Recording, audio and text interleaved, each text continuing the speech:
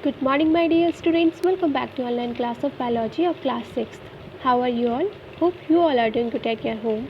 Students, I am Achal Mittal, and today in this video I am going to start your lesson number 2. In my previous video I have completed your lesson number 1, which will come in your UT test first.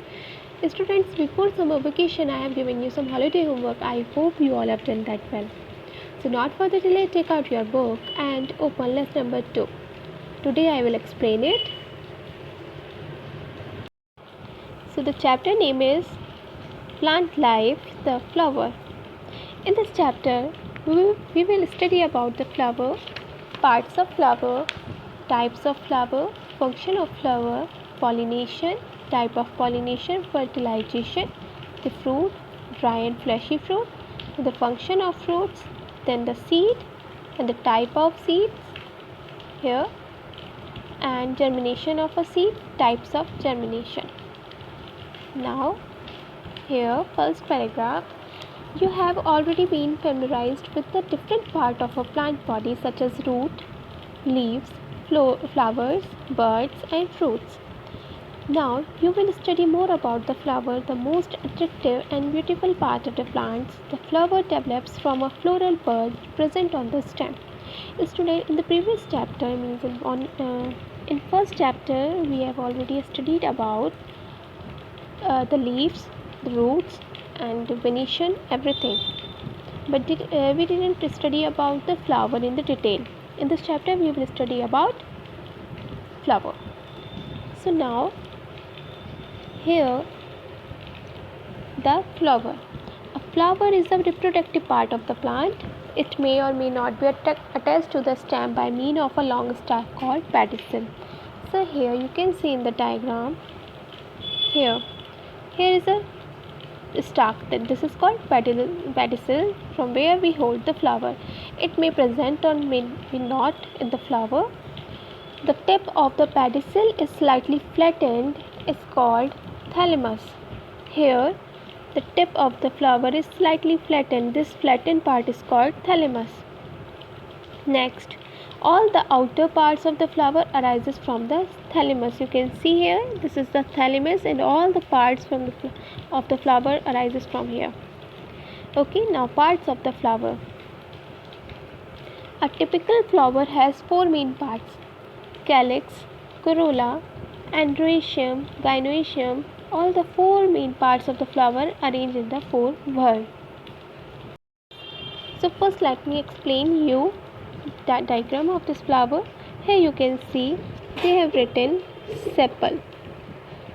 I have already told you about pedicel and thalamus. Now second is sepal, then petal, then here is androecium, which is further divided into 2 parts, anther filament, and here is the gynoecium divided into stigma, style, ovary, and this is ovule. So students, a flower consists 4 whorls, 4 main parts. One is calyx. The group of sepal is called calyx. This is green in color. You can see it protects the flower in the bud stage. Means a floral bud, that is called the bud stage of flower. Sepal protect that flower in the bud stage. Now second is petal. The group of leaf. Petal is also called leaf. So the group of petal is called corolla. Here you can see this term corolla. This is the second word of the flower. Then the third is androecium. Here you can see anther and filament consist together make androecium. This is the male part of the flower. It consists anther and filament. And the fourth word is gynoecium. This is the female part of flower. It consists stigma, upper part, and the style, this is narrow part, long tube like structure, and then ovary, this is the ovary, and ovary consists ovule. Ovary के अंदर क्या होते हैं? Ovule. So this is the structure of flower. Now I will explain it here. First is calyx. It is the outermost whorl of flower. It is usually green in color. It consists of green leaf-like structure called sepals. The sepals enclose and protect the flower in the bud stage.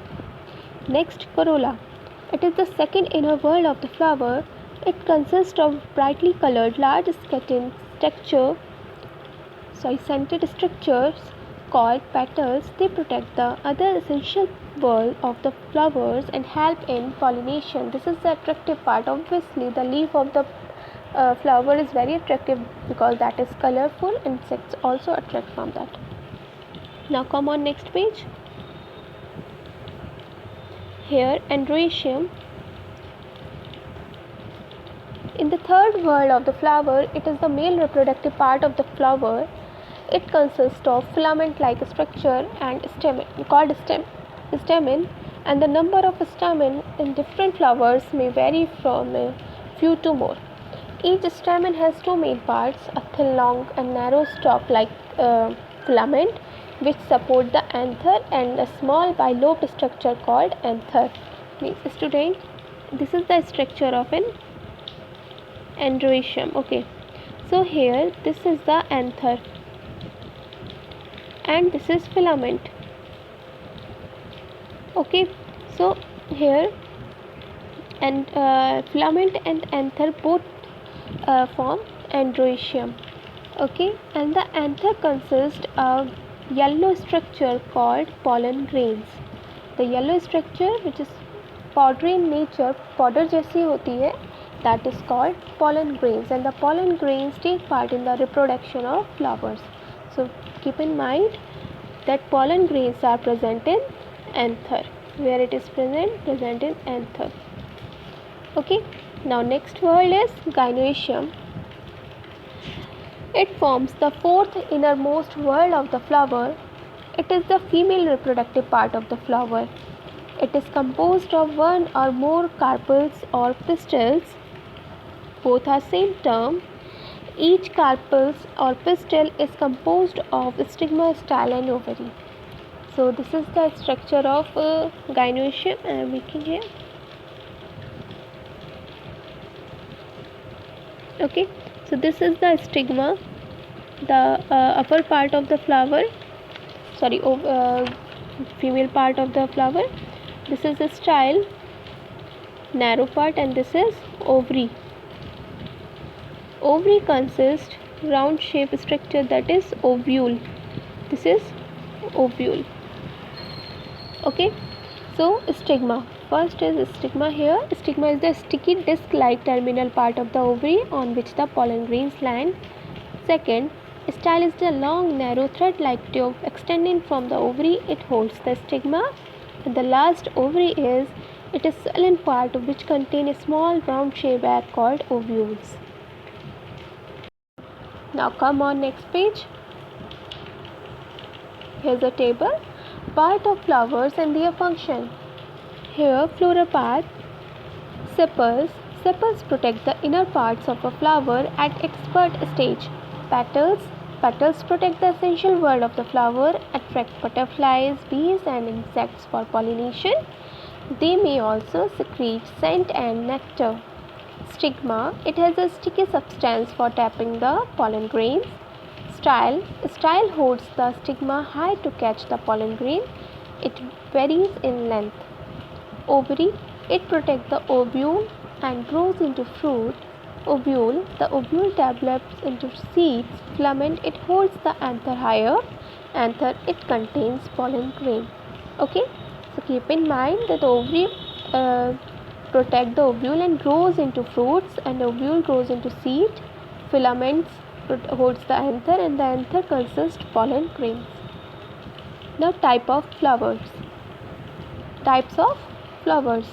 Based on the presence and absence of male or female reproductive parts, flowers are of mainly two types. Number first, bisexual flower. Bisexual means bi means two, so which possesses both the male part androecium and female part gynoecium.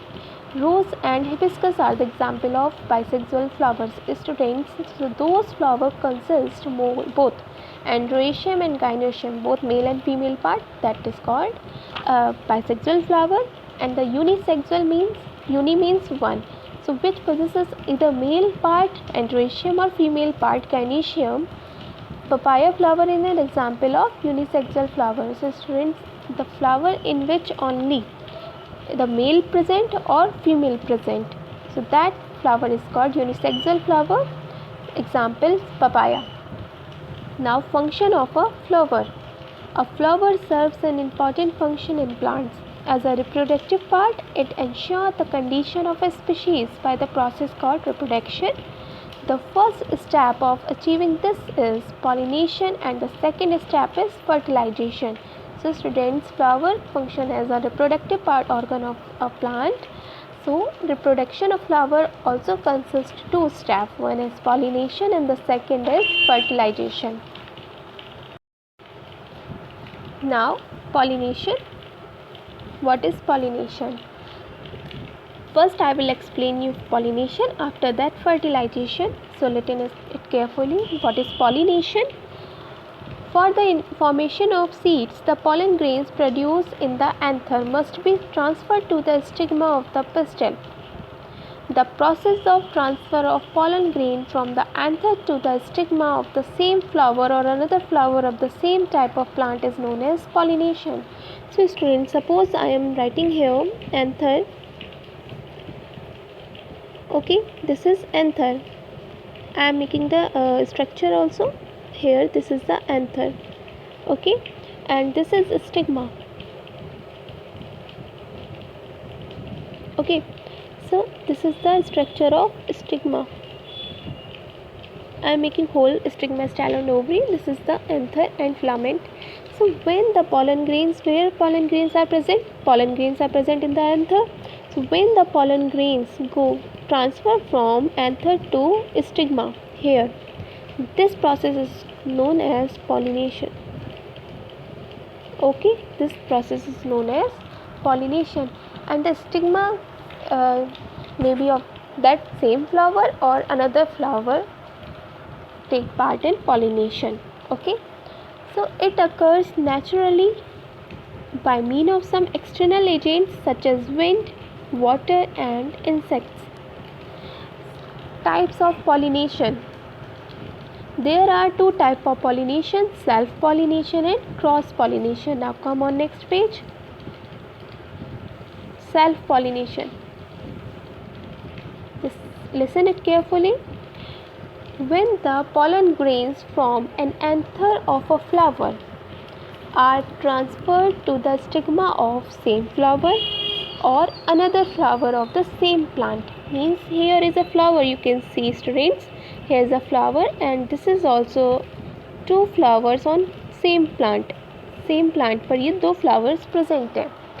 So when the pollen grains transfer from anther to stigma of the same flower, or when the pollen grains transfer from anther to stigma of same flower but of another plant, I mean same plant of another flower, means two flowers are present and the anther transferring pollen grain to stigma here. So this process is known as self pollination. One more time I am telling you, जब pollen grain anther से stigma पर जाते हैं तो उसे pollination कहते हैं. और ये प्रोसेस सेम फ्लावर में भी हो सकती है, किसी सिंगल फ्लावर में या फिर टू फ्लावर्स में हो सकती है, लेकिन वो टू फ्लावर सेम प्लांट पर अगर होते हैं तो that is called self pollination. Okay, now come on cross pollination. Here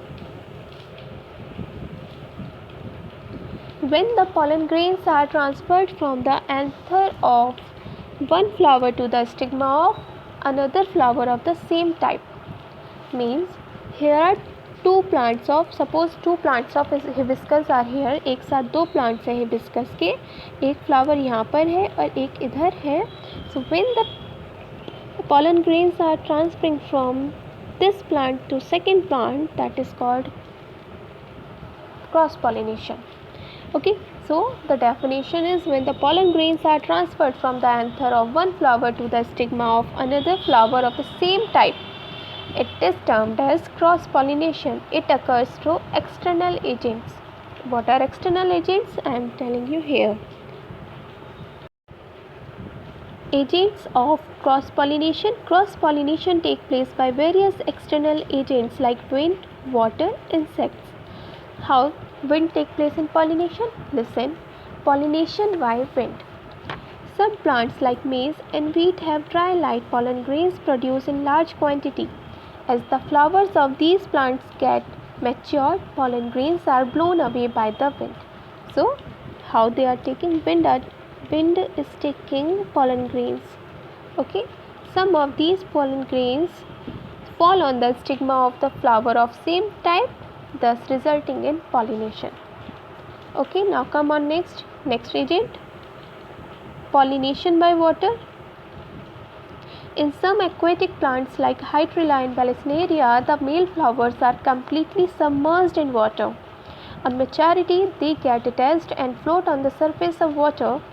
The female flower that has a long stalk also floats on the surface of water.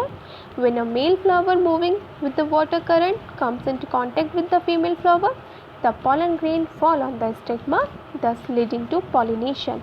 So, they float, pollen grains float on the water and it go to the stigma of female plant. Okay, female flower. Now next, pollination by insects.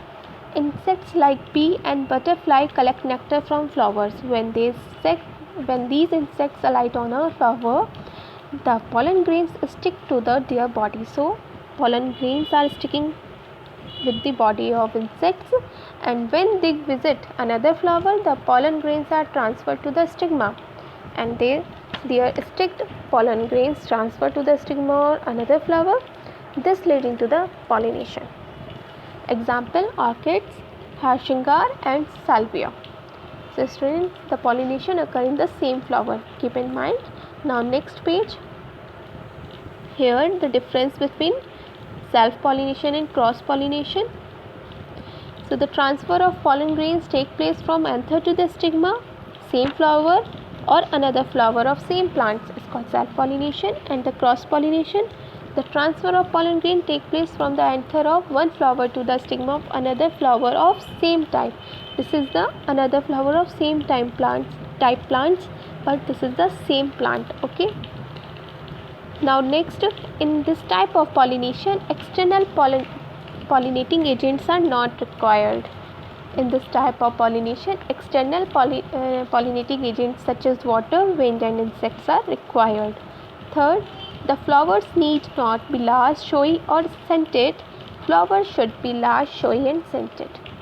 Okay, so student, this is the explanation of pollination part of the flower. Now that, as I told you, flower reproduction consists two steps. One is pollination and the second is fertilization. Now what is happening?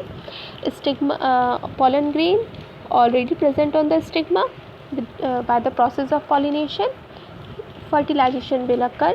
Now after reaching the stigma, the pollen grain develop a pollen tube which carries a male cell on its tip. You can see in the diagram that pollen grain developing a pollen tube. This is a pollen tube. It consists of male cell. The pollen tube travels through the style and reaches the ovule. You can see here it is traveling to the style. This is the style and traveling to the ovule and reach ovule inside the ovary. The ovule contain a female cell. It consists female egg. You can see in the diagram in the book. When the male cell through the pollen tube reaches the ovary, it unites with the female cell. When the male cell is going here in the ovary, it unites with the female cell and formation of zygote take place. Here this is zygote. Okay, fusion of female cell and male cell is called zygote. The process is called fertilization and the formation which take place is called zygote. So which later develops into a new plant. Zygote develop into a new plants later on. So what is the definition of fertilization? Here you can see the process of fusion of male cell with the female cell is known as fertilization. Okay, so overall definition, the process of fusion of male cell with the female cell is known as fertilization. Okay, now post fertilization changes. Now after fertilization, what changes take place? After fertilization, the changes take place in each part of the flower are shown in the table. You can see petals, stigma and anthers dry up and fall off.